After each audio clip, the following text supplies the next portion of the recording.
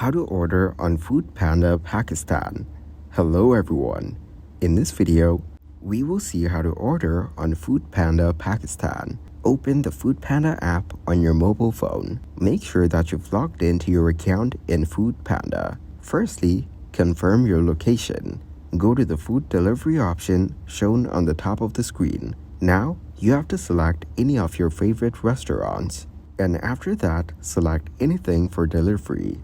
By adding to your cart, you can view the cart by selecting it. Place your order by confirming your address. Choose the payment method according to your choice and confirm your order. Thank you guys for watching this video.